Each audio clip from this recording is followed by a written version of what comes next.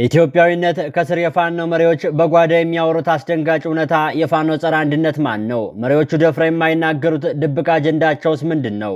ከአንድነት ወደ አማራነት የትግሉ አቅጣጫ ለዘመናት የኢትዮጵያ ዋልታና ማገር እኛ ነን ሲሉ የኖሩት የፋኖ መሪዎች ዛሬ ላይ ግን አንድነት እንደ መርዝ ኢትዮጵያዊነትን ደግሞ እንደ ሸክም የሚቆጥሩበት ደረጃ ላይ መድረሳቸውን ብንነግራችሁስ? በካሜራ ፊት አንድ ኢትዮጵያ እያሉ የሚሰብኩት እነዚህ መሪዎች ልክ ካሜራው ሲጠፋ ግን ኢትዮጵያዊነት ለአማራው ሞት ብቻ ነው ወደሚል አስደንጋጭ መደምደሚያ እየመጡ ናቸው። ለመሆኑ እነሱ ህዝብ እንዳይሰማባቸው ደፍረው የማይናገሩት ነገር ግን በውስጥ ለውስጥ እሳት ሆኖ የሚቀጣጠል ያለው ያ የተከለከለ ጸረ አንድነት ትርክት ግን ምንድነው? የኢትዮጵያን ፖለቲካ መቀየሩ የማይቀረው ይህ የፋኖች የጓዳ ሴራ ዛሬ ይጋለጣልና አብራችን ቆዩ። በአንድነቱ ውይይት እያደረግን ነው፣ እየተዋየ ነው። በእያንዳንዱ ጉዳይ ቴክኒካል ኮሚቴ ተቋቁሞ ከሁለቱም እየተዋየ ነው። አብዛኞቹ ላይ መግባባት ተደርሷል። አብዛኛው ስለ ትግላችን ስለምናደርገው ትግል በእያንዳንዱ ጉዳይ ላይ መግባባት ተደርሷል። ስለዚህ ዝም ብለህ ይድረስ አይደለም የምናደርገው። ሁለቱም የየራሱ አቅጣጫ ይዞ ሲታገል ነበረ። ግን መጀመሪያ እንደ አማራ አንድ ሁነን እንታገል። በመካከላችን ዋና በሚባሉ ነገር የተለየ የለንም። አንዳንድ ነገሮች አሉ ደግሞ በውይይትና በሂደት ይፈታሉ በሚል በዚህ ደረጃ ተቀራርበን እየተወያየን ያለ ነው። ነገሩ ወዲህ ነው። ለረጅም ጊዜ ኢትዮጵያ ካልዳነች እኛ አንኖርም የሚለው ፍልስፍና አሁን እኛ ካልኖርን ኢትዮጵያ የምትባል ሀገር ምን ትሰራልናለች ወደሚል የህልውና ጥያቄ ተቀይሯል። የፋኖ መሪዎች በውስጥ ስብሰባዎቻቸው ላይ የሚያነሱት ወሳኝ ነጥብ ኢትዮጵያዊነት ለአማራው ሕዝብ የሰጠው ምንድነው የሚለው ነው። ብዙዎች ይህንን እንደ ክህደት ሊያዩት ይችላሉ። ነገር ግን የመስኩ ተዋጊዎች እውነታው ሌላ ነው። ሌላው የራሱ ክልልና ብሔር ሲያጠናክር እኛ ስለ አንድነት እየዘመርን ተበላን የሚለው ስሜትም በመሪዎቹ ዘንድ ስር ሰዷል። በመሆኑም አሁን እየተከተሉት ያለው ስልት ኢትዮጵያን ማዳን ሳይሆን አማራን ማዳን የሚል ሆኗል።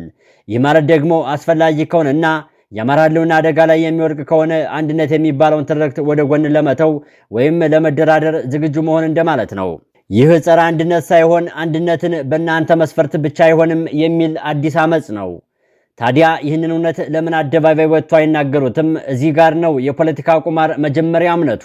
አንደኛው የደጋፊ ስለልቦና ነው። የፋኖ ትልቁ ደጋፊና የሎጂስቲክስ ምንጭ በተለይም በዲያስፖራው ያለው ክፍል አሁንም የድሮዋን ኢትዮጵያ ወይም ሞት ትርክት የሚያቀነቅን ነው። መሪዎቹ ይህንን ጸረ አንድነት ወይም አማራ ፈርስት አቋማቸውን በግልጽ ቢያውጁ የገንዘብና የሞራል ድጋፍ ሊቋረጥባቸው እንደሚችል ስጋት አላቸው። ሁለተኛው ስልት የማፈግፈግ ነው። ኢትዮጵያዊነትን እንደ ካርድ ተጠቅሞ ወደ መሃል ፖለቲካው ለመግባት አሁንም የአንድነት ካባ መልበስ ጠቃሚ ሆኖ ተገኝቷል። ነገር ግን ልብ በሉ፣ መሬት ላይ ያለው ተግባርና አደረጃጀት ግን ከኢትዮጵያዊነት ይልቅ ወደ አማራ ብሔርተኝነት ያደላ ነው። አልፎ ተርፎም ከሌሎች ብሔሮች ጋር ያለውን አብሮ የመኖር ውል እንደገና ለመፈተሽ የሚገፋፋ ነው። ስለዚህ የፋኖ ትግል ወደፊት ምን መልክ ይኖረዋል? ምልክቶች የሚያሳዩን ነገር ቢኖሩ ትግሉ እየመረረ በሄደ ቁጥር ያለ አንድነት የሚባለው ትርክት ማሸሽ የራስን ቤት የማጠናከር አጀንዳ እንደሚያግዝ ነው። የፋኖ መሪዎች ዛሬ በጓዳ የሚያወሩትን ነገ በአደባባይ ወጥተው ሲናገሩት የኢትዮጵያ ፖለቲካዊ መሬት መንቀጥቀጥ ያጋጥመዋል። ያኔ ሁሉም ቆም ብሎ ኢትዮጵያዊነትን ለማን ብሎ መጠየቁ አይቀርም። ይሄ የፖለቲካ አስተሳሰብና ስልት የፋኖ ኃይሎች ራሳቸውን እየፈተናቸው ነው። ፋኖ እስካሁን አንድ መሆን በአንድ መተንፈስም ሆነ በአንድ ማሰብ አልቻለም። ሰሞነኛ የጀነራል ተፈራ ማሞ የአንድነት መልእክትም ከሌሎች የፋኖ መሪዎች የተለየ አይደለም።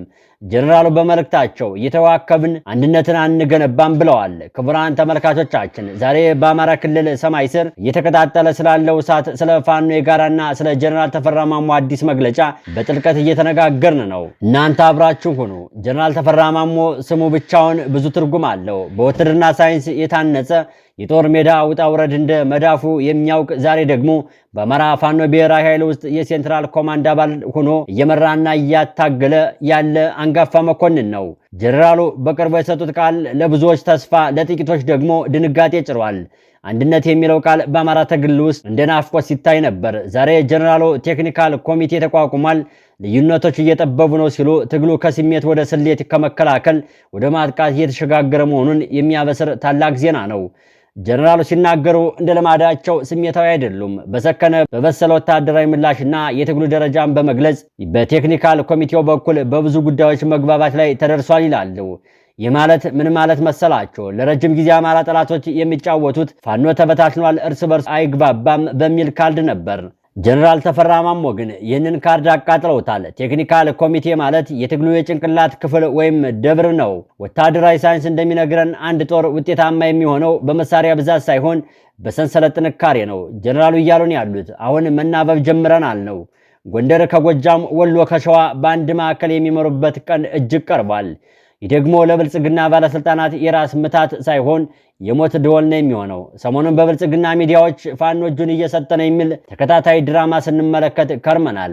ጀነራል ተፈራ ማሞ ግን ለዚሁ ግልጽ ምላሽ ይሰጣሉ። እነዚህ እጃቸውን ሰጡ የሚባሉት እነማን ናቸው? ጀነራሉ እንደሚሉት መንፈሰ ደካሞችና አድርባይ ወላዋዮች ናቸው ይላሉ። ትግሉ እየጠነከረ ሲሄድ መስዋዕትነት መሸከም የማይችሉና ለጥቅም የገቡ ሰዎች መሄዳቸው ለትግሉ ጤነኝነት ወሳኝ ነው ይላሉ። የሚገርመው ደግሞ የጌታቸው ረዳ ንግግር ነው። ፋኖ በታሪክ ያልሰራውን ወንጀል ሰርቷል እያሉት ሊከሱ ይሞክራሉ ይላሉ። ጀነራል ተፈራ ማሞ ታዲያ በቁጥር ስሜት ምላሽ ሰጥተዋል። ፋኖ የአማራን መሬት ጥሶ ወደ ትግራይ እንዳልገባ ይልቁንም ወራሪው ኃይል ወደ አማራ ህዝቡን ሲያምስ ፋኖ በገዛ መሬት ህልውናውን እንደተከላከለ አስረግጠው ይናገራሉ።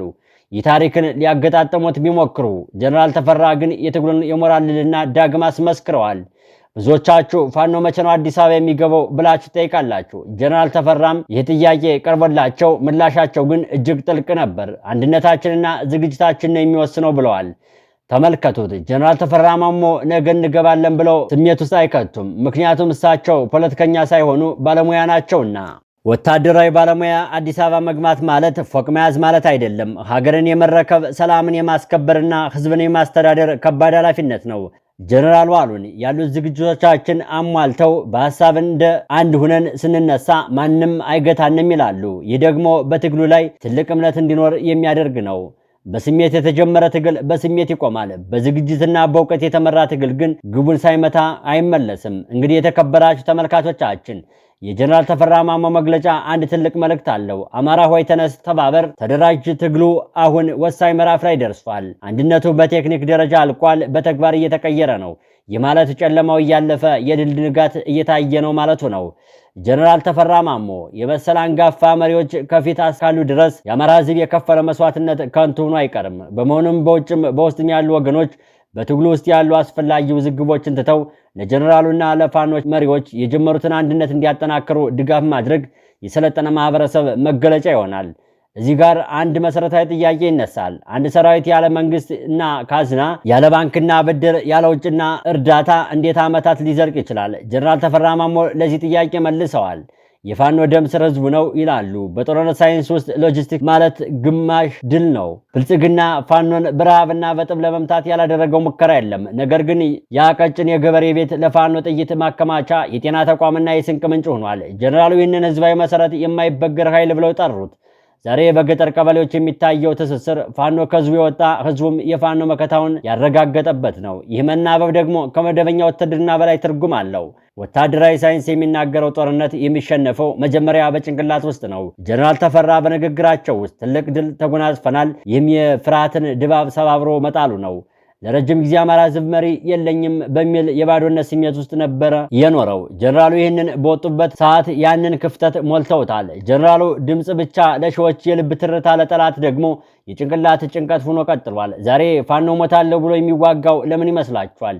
ምክንያቱም ከፊት ለፊቱ በእውቀትና በልምድ የሚመራው አንጋፋ መሪ እንዳለው ስለሚያውቅ ነው። ጀነራሉ እያደረጉት ያሉት ትልቁ ስራ ታጋዩን በዲሲፕሊን የታነጸ ዓላማውን ጠንቅቆ የሚያውቅ የሞራል ኃይል ማድረግ ነው። አሁን ወደ ዓለም አቀፉ መድረክ እንዙር። ብልጽግና ፋኖን ሽብርተኛ አድርጎ ለማሳየት በሚሊዮን የሚቆጠር ዶላር ለአክቲቪስቶች ከፍሏል። ጀነራል ተፈራ ግን ያንን እድል አፍርሰውታል። እኛ የህልውና ታጋዮች የስልጣን ጥመኞች አይደለንም የሚል ጀነራል አቋም በውጭው ዓለም ጆሮ ማግኘት ጀምሯል። በተለይ ጀነራሉ ትግራይ ወሰን እና ስለ ሰሜን ጦርነት የሰጡት ማብራሪያ ፋኖ ህጋዊ ዓለም አቀፍ ድንጋጌዎችን የሚያከብር ኃይል መሆኑን አሳይተዋል። ይህ ደግሞ በምዕራባውያን ዘንድ ፋኖ ማለት የስርዓትና የፍትህ ፈላጊ ነው የሚል አዲስ ግንዛቤ እየፈጠረ ነው።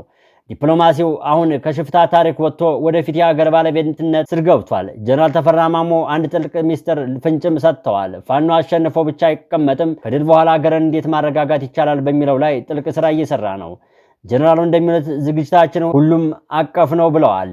ይህም ማለት ፋኖ አዲስ አበባ ሲገባ በቦታ የሚደረገው የሽግግር ስርዓት ከወዲሁ እየተቀረጸ ነው እንደማለት ነው። ህግና ስርዓትን ማክበር፣ የዜጎችን ደህንነት መጠበቅና የኢኮኖሚ ድቀቱን መታደግ የጀነራሉን የቡድናቸው ዋና ስራ ሆኗል። ፋኖ ሀገር ሲረከብ ምን ልስራ ብሎ አይቸገርም። ምክንያቱም በቴክኒክና በፖለቲካዊ ዝግጅት የታጀበ የመዳኛ ካርታ በእጁ ይዟል። እንግዲህ ክቡራንና ክቡራን የጀነራል ተፈራ ማሞን ቃል እንዲህ በዝርዝር ስናየው የምንረዳው ትልቅ ሀቅ አለ። የአማራ ህዝብ ትግል አሁን ከመኖር ወደ መምራት ሽግግር እያደረገ ነው። ጀነራሉ የሰጡት ተስፋ ለኢትዮጵያ አዲስ ንጋት ነው። ጀነራሉ መሪነታቸውን አረጋግጠዋል። ታጋዩም መስዋዕትነት እየከፈለ ነው። ህዝቡም ስርዓት ለሚለው ኃይል ጀርባውን ሰጥቷል። አሁን የቀረው አንድ ነገር ብቻ ነው። ያንን የታቀደውን ታላቅ ቀን በድል ማብሰር። ለዛሬ የነበረን ሰፊና ጥልቅ ዘገባ በዚሁ ያበቃል። በጀነራል ተፈራ ማሞና በአማራ ፋኖ አንድነት ላይ ያላቸውን አመለካከት በኮሜንት መስጫ አሳውቁን። ለነበረን ቆይታ እናመሰግናለን። በሌላ ተመሳሳይ ዘገባ እስክንገናኝ ሰላም ጤና ይስጥልን።